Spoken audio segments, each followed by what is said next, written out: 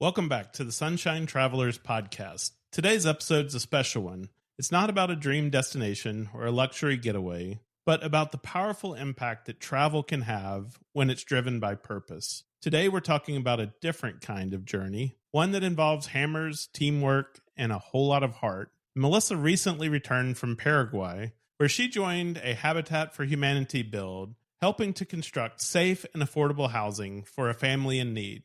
This wasn't about sightseeing or sampling local cuisine. It was about rolling up your sleeves, connecting with the community, and making a tangible difference. So in this episode, I'll be turning the mic towards Melissa to hear all about her experience and what the work was really like and what she brought back with her that no suitcase can hold. We're Scott and Melissa, the Sunshine Travelers. We're all about exploring the world and sharing the journey with you, whether you're a seasoned traveler, dreaming of your next adventure, or just here for the stories. No matter where you are on your travel journey, we've got firsthand experiences, tips, and plenty of inspiration from some of the most amazing places on earth. So buckle up and get ready to travel with us.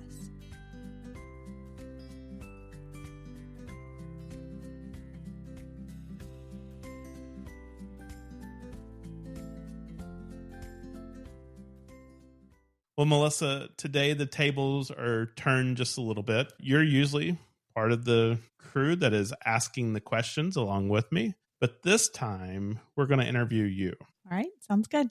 Excited. Well, I can't wait for you to share a little bit more about this trip. It was a very different type of vacation from the one that we had just left in Europe. And so with that, let's just jump right into the interview, and we can't wait to hear more about it. All right. Sounds great. Well, the first question I would ask is, why Paraguay? I mean, we were in Europe, we live in North America, and then this is down in South America. So my sister, Stephanie, who we've interviewed several times on the podcast about different topics, different places. We actually talked to her as she was recruiting for this trip. So she actually put this trip together. She works for Habitat for Humanity International, and they like for the people that work for them to not only participate and go on some of these builds, of course, locally as well, but international builds. So with Habitat International, it's called Global Village. But also to be the person who put some of these builds together. And so anyway, she put this trip together. She got it approved. This was months in the making, but she got it approved to do the Paraguay. And then they work with the local team there they basically put everything together as far as like what local builds are going on and that kind of thing. And then this Global Village team just goes in and like works alongside them, like what they need. So that was really why Stephanie put this trip together and asked me from the get-go, do you want to go? If I do this, here are a few places that I'm looking at. You have to submit for different locations. Would you like to go? And so I had told her, yes, I'm committed to doing that with you. So that was why Paraguay. Well, let's talk a little bit about the journey that you took to get there, because if you had come from North America, here where we live in Florida, you would have taken quite a different trip. Right. So the rest of the team came from North America, but basically I think everybody ended up pretty much going through Sao Paulo, Brazil, regardless of like what their connections ended up being. Some people came from, all over, and some people ended up coming through Bolivia, but I think Sao Paulo was the place that then you had to kind of make that final connection through. So what I did though was, like you mentioned, we were in Europe and there was really going to be like a 3-day overlap. And so we just talked about it, and it's like, well, there's not really any point of flying all the way back to the US to then fly to South America, because it's about the same distance. So it was 12, 13 hours, but to turn around, and do that like cost wise as well, right? To fly back to the US and then fly, down there. So I just found where we could go. That was really kind of our purpose of going to Barcelona. If you've listened to our Barcelona episode, is where could we go to that then I could easily get to without like a bunch of connections, because I did have to connect through Sao Paulo. So that was where we positioned ourselves. It's LATAM that flew, LATAM Airways that flew. And so I flew to Sao Paulo. Unfortunately, I did have a little bit of delay. when we got on, or when I was checking in and getting ready to get on the plane, they said, okay, well, this one's going to be late. You're going to miss that connection. So not a super big deal. I did have to spend the night in Sao Paulo. Thankfully, we were going to do a little side trip to Brazil later to go to Iguazu Falls. So I already had a visa. They started that earlier. She already had a visa, thank goodness, so that I could already just leave the airport, no problem, spend the night in the hotel and come back. So that was kind of my path, just to make it easier. So, it's pretty typical for Americans to fly to South America from Barcelona. So no, matter of fact, the funny thing about that flight was, we had been in Barcelona, Spanish, we have the Italian and Italy. Here's the Spanish. And I'm getting on the plane and I'm thinking, I don't even know, like, what are they saying? I don't recognize anything until they start saying apagado. And then I'm like, oh yeah, they're speaking Portuguese, because I think that's like the only word that I know. But the funny thing is they weren't translating it. A lot of places you go, they'll say it and then they'll say it in English. And they did not. And then at one point I asked the flight attendant, can you tell me? I kind of knew what he was saying as far as the meals. And obviously it's like a chicken dish and a beef dish and something else, right? And so I said English. And so then after that, they must have gone and told the announcements, like, oh my gosh, we have like an only English speaker. And I think it's probably like a safety thing, right? And so they didn't realize. And so they were like, oh, so because after that, then it became the English. So yeah, I think that's not very common at all I was a bit an odd person out. Let's just say that. Well, when you got there, so you did have a delay in Sao Paulo. You spent the night, got up the next morning, and completed your trip to Paraguay. Are you looking to plan your next unforgettable adventure? At Sunshine Travelers Experiences, we specialize in helping you create tailor-made travel journeys that turn your vacation dreams into reality. Whether you're craving a relaxing beach escape, an awe-inspiring cultural journey, or a thrilling outdoor adventure, we can help. Why choose Sunshine Travelers Experiences? Personalized itineraries designed just for you, expert travel advice and insider tips, seamless booking from start to finish, exclusive access to top destinations and hidden gems. We also book cruises, all-inclusives, groups, tours, and so much more. If you're unsure where to even start planning that bucket list trip, start by asking us. Then let Sunshine Travelers Experiences handle the planning so you can focus on making the memories. Explore now, sunxtravel.com. If you have any questions, email us info@sunshinetravelers.com. Once you got there and got settled in, what would you say surprised you the most? So I guess I hadn't done a ton of research. Like, this is a different bit of a trip, right? So I knew what I was going to do. They had made all the, the accommodations. It's not like you're researching like you normally do. Where are we going to stay? What are we going to do? Like, I knew like all that was taken care of. So I just didn't really know much about Paraguay, except for but the prep work they had done as far as, here's the information about the family. Here's the build that we were doing. They wanted you to be there before Monday for the build. So I was supposed to get there Friday night. Now here I'm getting there, lunchtime Saturday. And the build is going to start on Monday. So people are getting there at all different times. So as a matter of fact, there was another girl, that was volunteering on my flight. So we hooked up, and took the Uber together, and got to the hotel. So I think I was just really just surprised at how not only modern, but almost it was like really trendy stuff we started to see, like you see in a lot of cities in the world. And I don't know why that surprised me. And then of course you see all your typical, KFC and McDonald's and Burger King and, those kind of things, but just a lot of really modern condo buildings and apartment complexes coming up. And it just makes you realize, I think, how much the world is the same, right? We have that here. We even have that like right here where we live. We have people who live in ultra modern, ultra luxury places, right? And then we have people who are in developing type housing situations as well. And so that's just happens like all over the world. But I think that would surprise me the most. I didn't expect there to be that much like luxury places, luxury cars that you see, and then like just trendy places, which as a part of what we did, like we also got to go and experience some of that too. Isn't it funny that like of all the places in the US that could be trendy and catch on, It's always the McDonald's, the Burger King, the KFC. Yeah. Well, and when I'm saying trendy of this, like this, what I'm going to talk about in a minute, like is like local places, like things that people own, small businesses, and then they make them cutesy and trendy. But fact that, seen that though, is like right. everywhere you go. Matter of fact, when we were at the pyramids, is you face one direction, you see the pyramids. If you did a 180, there's the KFC right there. Right. Yeah. Because I think it's just people want to go to those places, and those companies see an opportunity to put those places forever. On this particular trip, and I'm trying to remember, what I should have done is I should have taken a video or a picture every time we saw a Five Guys, because Five Guys is becoming the McDonald's and the KFC. There was a Five Guys right across from the La Sagrada Familia. I know there was one that we almost had to eat it in Berlin. We talked about that on the Berlinus episode. I literally want to say there was one either in Paraguay or Brazil, or maybe both. Like, I should have taken a video. Like, Five Guys is becoming that next thing. Well, let's go back to the accommodations a little bit.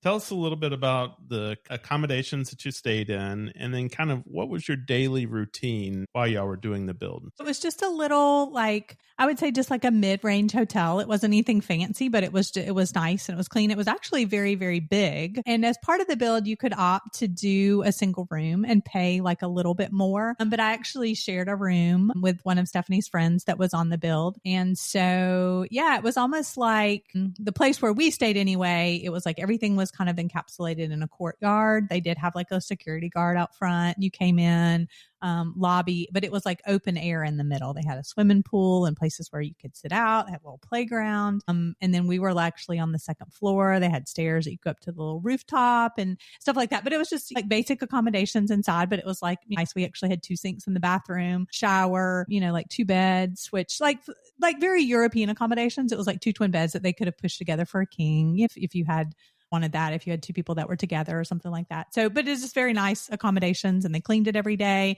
which was great for the build because we were getting dirty. You could do your laundry, or they would do the laundry for you for a very reasonable rate. But then also the breakfast was included as well. And so in the mornings, it was just like full kind of a European breakfast. They had the cold cuts and just different hot and cold things. So the breakfast included. And then what was our routine? So basically, well, before you go to routine, I think a lot of people maybe think service travel and voluntourism, stuff like that you got to sleep in a tent. You're out in the middle of nowhere.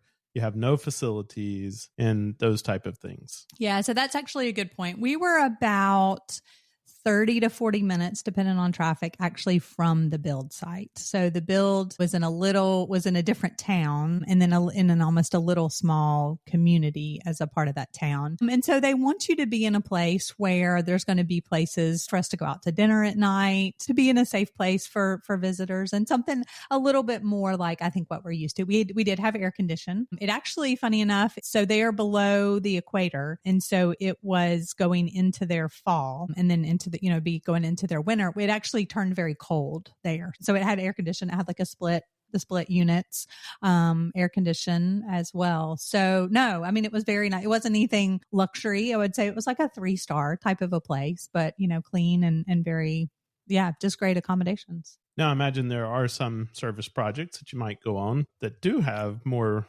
basic or rough accommodations, however you want to say that. But in this one, it was not that case. Yeah, it's funny because most of the people, I think it was just me and one other person who had actually never done a global village trip before. And there was actually a lot of people who had done Delta ones, who had been Delta employees. Delta's a huge proponent of these builds as well, and they had been all over the world. And there was a couple of people who'd been on a build, and their particular leader wanted to stay in really nice places. So I think it really just depends on the trip that you're doing. So we'll talk a little bit about the routine. Yeah. So we had, so Saturday and Sunday were really still for people to get into town if they could. And most people arrived by Saturday. I think we had a couple of people who came in on Sunday. And so basically, before we had gotten there, they had gone into the city, more of the downtown part of Asuncion, and done things like the market and different things like that. We met them for lunch. And then after that, the guy who works for Habitat in Paraguay, but he was almost like he was in charge of us for the week, right? He was our person. He actually stayed at the hotel with us. So he would be there to take us everywhere and just be with us all the time. And so took us on almost like a little historical type of a tour. They actually have an old train station. The trains don't run in Paraguay anymore. The old train station took us to all kinds of different buildings, which were open even late into the afternoon that day. So that was a really great way to just kind of get a feel for the history and then just different challenges I think the country has had with the different governments over the years and how that has impacted the people. So it was almost like going to a place and then having a tour and learning about that, because I think that's very important to have kind of that overall understanding and then just learn more about the place. So there was the opportunity to do that as well. And then Sunday, we actually went to another little smaller town, took us to a place on the lake, just took us to several places that like, here's what people would do, like locals would do on a weekend, some more markets and different things like that. And then we went to a place where we almost had like an orientation. They had set that aside so that we could go over, there had been some reading materials and things like that. Different things we had to understand about working safely and then safeguarding information about the people and the families and just all kinds of different things like that, just like this, the standard operating things. So they took us to a really nice place. I had actually sent you pictures of that. I was like, look how gorgeous this place is. And they'd rented this meeting room. And then we had a nice lunch as well to just kind of get an overview. So Monday through Friday, then basically from 9-ish to 4-ish, we were on the build site. And then our particular job, so they had actually not started the build. We were the first group, and we were actually going to be the only international group to work on this build, which would last about 12 weeks. They were going to have some other local groups and different things come. And then of course they have contractors as well, who are the ones who, like professionals who, and then the architects / builders who like, just so, you just can't just throw people out there and build this house and have right. It needs to be safe. It needs to be livable. Exactly. Yeah. So it was very much like, we're telling you what to do. And so those guys and ladies were going to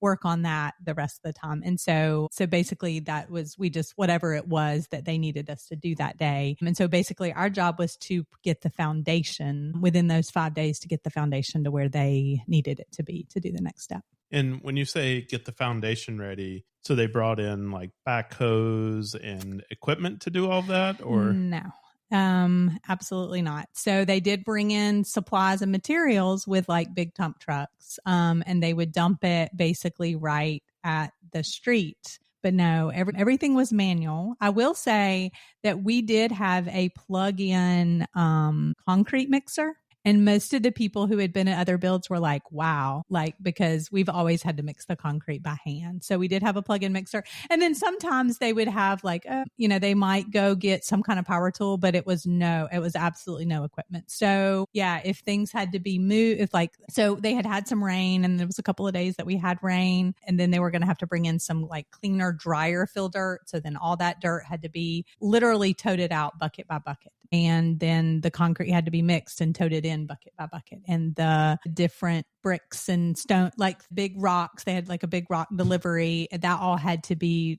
one by one. And so there were 12 of us on the team, then plus 3 or 4 main contractors, two builders, which were actually both females, but they actually got in and did the work. They told us what to do, but they were actually working alongside us as well. And then a few other, volunteers, like local volunteers or people who worked for Habitat as well. And in this case, was the family working alongside you, or because I know it's different? So this family was an all-female family consisting of a mother and her 3 daughters, high school and up age, and then her mother and then her aunt also lived in where they were living. So, and basically we were building on, they had like a temporary housing situation.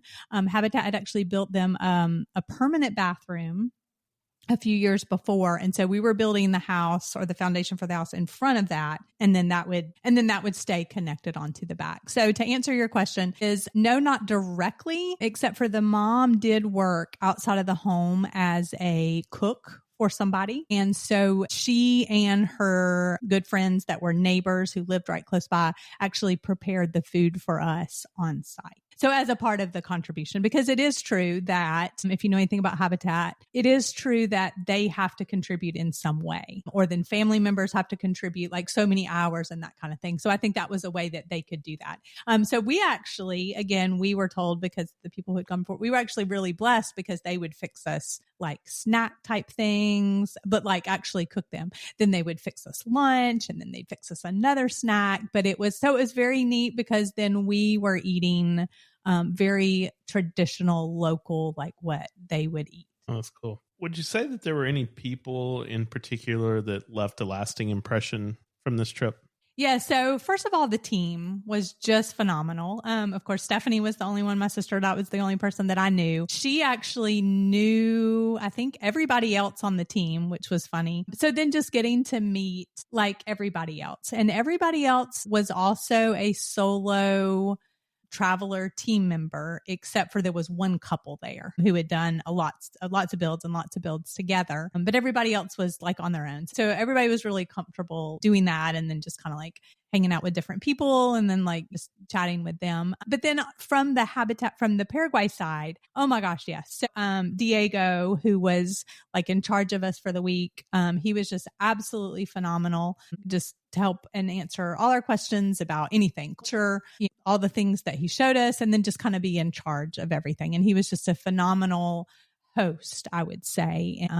So he was our main point of contact. But then we had there was some other ladies who had been with us during the weekend, taking pictures and getting things for social media as well. And then just the people on the job site. Like I had mentioned, the two builders were females. One of them spoke English, the other one not so much, and then always having to have that translated. And, and then just the construction people, because they wanted us to be a part of all those jobs, right? So there were times where then we were like helping them like mix the concrete or putting up like how you would do the walls. Like, and they were very patient. Like, as I know it would be easier just to say like, these people are so slow. They don't know what they're doing. Like, just cause, they've been doing it for so long and they can just like do it so fast, but they were just so patient to like show us how to do it. And, oh yeah, you're doing a great job, when you're thinking, oh, I'm doing a terrible job. But then I would just say, yeah, the family and then her neighbor friends, right? Who were constantly feeding us, and then just to get to know them. And the grandmother, there was a few times when she would come and sit and watch us with one of the daughters. And then one of the other ladies had her kids would come around and help and play and just want to be a part of everything. And then just the people, the people in the neighborhood would come by and watch, and the kids. There was one time in particular when like this little bitty boy, and he's like right up by the concrete mixer, and you're just thinking like, oh my gosh, like this would never happen in the US. So just all these little memories. And I did want to say, this is a lot of stuff that I really couldn't share on social media because of that safeguarding, right? They want us to like protect these people's privacy, right? As well. And so there's a lot of things that I just really couldn't share, except for to share it in this format, right? Where you're not seeing them and where they live and what their faces are and things like that. But then to share these stories as well. You told a story. We were walking the dogs after you got back. And you told the story of like people walking their cows. Yes. So in this neighborhood, there were several cows either hanging around or walking them to, I don't know where, lots of like pasture grazing area, probably. Yeah, maybe so, because there was some of that nearby. And it was also, oh my gosh, it was so muddy, and we had some rain, and everything was just so muddy. And we just always felt like we are so filthy.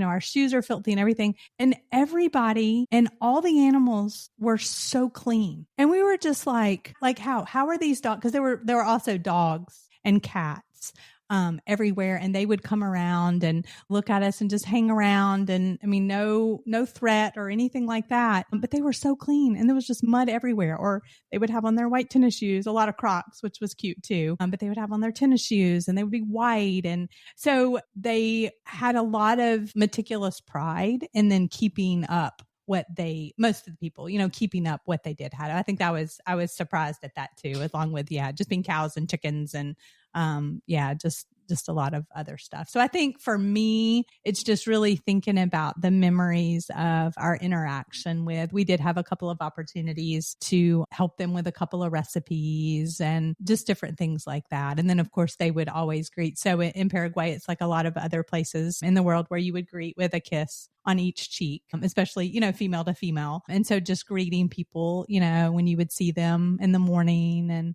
they were just so appreciative of the work. Well, if someone's listening to this and wanted to take a trip like this, what should they know? So I think it depends on what you are doing, right? Because there's lots of trips like this. You don't necessarily have to do a build trip. We met some people recently who volunteer like with the Doctors Without Borders type of work or nurse work. So I think it depends on what you're doing. I would say I was surprised, and it could have been the stage of the house that we were at. Like the work was really difficult.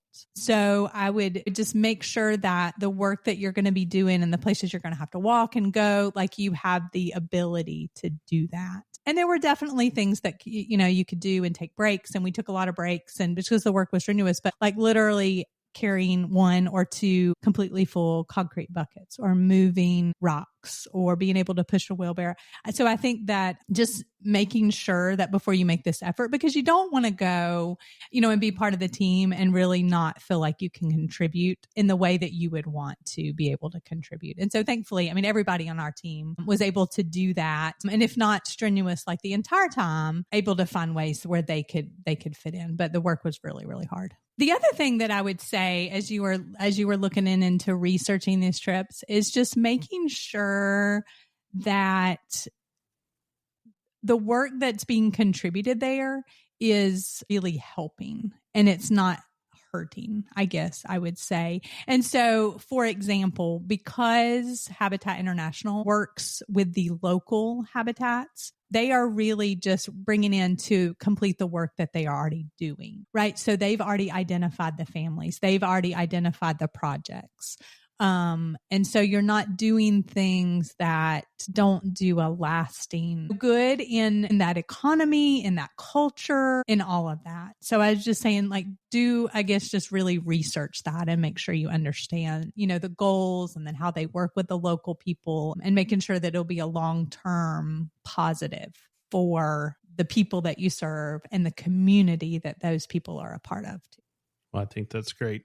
Well, normally in an interview, we ask the interviewee a few standard questions. You want to try that with you? Sure. That sounds good. Let's give it a shot. So what's your favorite place that you've ever been? Yeah. So this is interesting, Scott, because I think that we have done this kind of before, like a long time ago, but we've been to a lot of places since then. And so I would say that my favorite place I've been is part of the experience that we had. But oh my gosh, when we were on that safari, and I just remember turning to you, I think like with tears in my eyes, and said, like, this is just phenomenal. So, yeah. And we were in Kenya specifically. That's the only place we've done safari. So I can't say, it's only going to be like that in Kenya, but I would just say that safari experience, the whole thing was just probably tops my list. Yeah. We were just shocked from the very beginning, because as we flew in, we saw this clean, very green city. We had just left Cairo, so it was, a very dirty city comparatively. And then Nairobi was so clean. And then we got to experience these wonderful encounters with the animals. I would agree with that. And the people. And just everything. Yeah. Well, what's left at the top of your bucket list? Oh my gosh. We don't have time for you to go through. No, we don't have time to go through. So, definitely to hit all 7 continents. We have that planned actually and booked now. So to go to Australia. I guess we're going to talk about what's next anyway. So that is on my bucket list, obviously, to hit Australia. We want to go to New Zealand at some point. That's not a part of this, because that's Asia not separate. For you. In Asia. And then Asia for sure is at the top of my bucket list. I would say also, this is a hilarious one. It kind of goes along with this trip that we're planning. But I've always said I'd love to visit every Disney park in the world, so that's on my bucket list. Can I tell that story real quick? Sure. So the other day we were walking in the neighborhood, walking the dogs, and we were talking about a trip that we're coming up on, and part of it is we're going to be in Hong Kong. And so I said, so are we going to do Disney Hong Kong while we're there? and your face like just lit up. And you're like, oh my God, I forgot that there was a Disney Hong Kong. Yeah, I just, because I'm thinking you did something really cool. You actually did a volunteer trip one time where you went to Hong Kong and you did this cool like transportation scavenger hunt thing. And for some reason, that's always stuck out at me because there's just so many different ways, right? You can get around Hong Kong. And it's funny because I was just going to be like, okay, we could go for a little while and then spend the night and fly out the next day. And you had us stay in 2 nights, even before you even, I don't know, did you already have this in the back of your mind? And or it just occurred to you later too? No, it's just when I was there last, we were on that trip and we only had a few hours in Hong Kong because we were working outside the city. And so I only had a few hours in Hong Kong. And I thought, well, we need more time than that because definitely didn't get to see everything. And also when you were there, you said that Disney Hong Kong had just opened and people were literally throwing their children over the gate to be able to get into that. Yeah, park. It would reach capacity every day. And so they would throw their children over the fence just so their children would have an opportunity to go to that Disney park. Can you imagine? So then what else is on our bucket list? Oh my gosh. Christmas markets at some point is on my bucket list. We've never done that. I would love to go to Oktoberfest. And then of course we've talked about at length our Max Adventure and some of the other ones that we would like to do, such as part of El Camino, I guess I should say. Let's start with that. Walking in places like France or Switzerland so I think that's enough. Well, then we've talked about it a little bit. Where are you going next? So we have our Alaska cruise planned, but then super excited about the trip that we have planned, which will help us check off Australia and then Asia. So we actually booked a 3-week trip to where we can work remotely and also be able to do this trip, which will actually, instead of planning ourselves in one place in Australia, we'll get to see a good bit of places in Australia and then a couple of places, Indonesia, Malaysia, Singapore, and Hong Kong before we come home. So really, really excited for that because I just think back about how much we enjoyed and how much we like to talk about that European trip